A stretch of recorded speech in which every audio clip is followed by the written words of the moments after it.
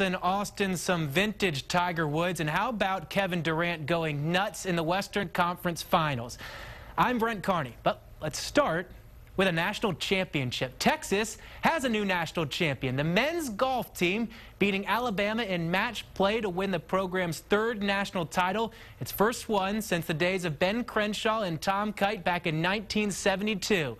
And how's this for clutch? Senior All-American Dylan Fratelli dropping a 30-foot putt on the 18th hole to clinch a 3-2 win over Alabama. It's the first national title for the Longhorns in any team sport since swimming and diving won it all back in 2010.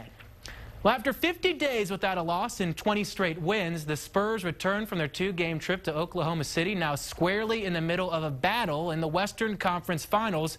And maybe worst of all for the Spurs, they may have woken up a tall, very skinny sleeping giant, and that is Kevin Durant. Durant was missing in action the fourth quarter of the first three games of the series, but last night, boy, did he put on a show, ripping off 18 points in the final 7 minutes, including a streak of 16 in a row. The Thunder winning 109-103 to even the series, and they got their late game closer back.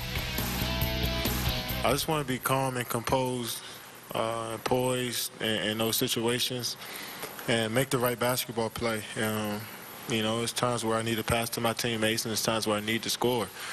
And, you know, I just try to take it on. When a player that talented gets hot, it's really hard to contain.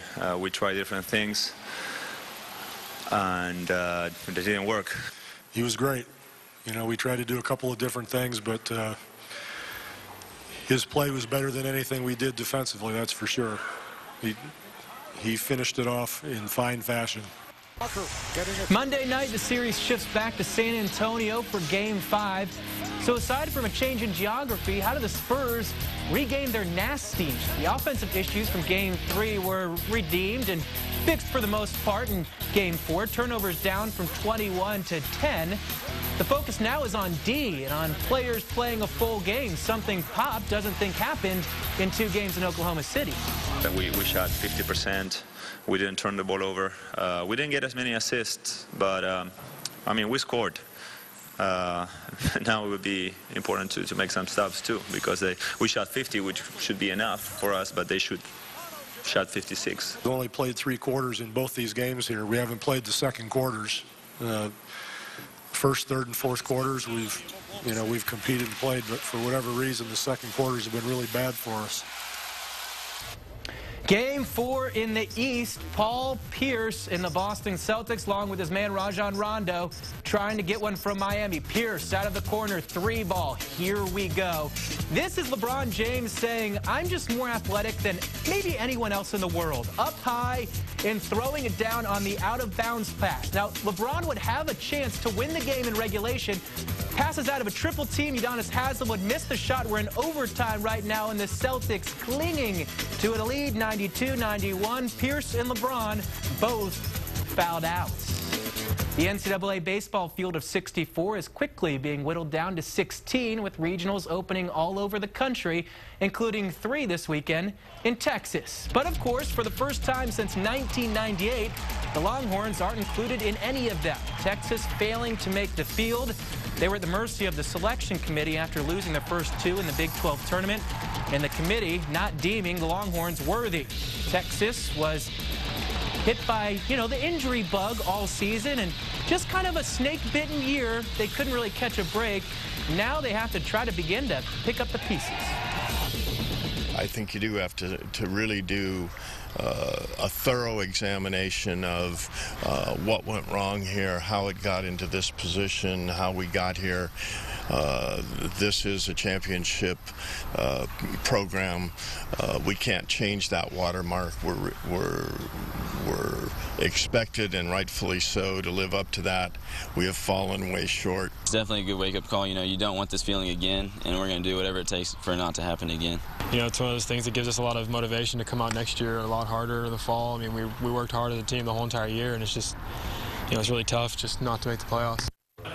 These guys are in, at least for now, Texas A&M and TCU in an elimination game in the College Station Regional.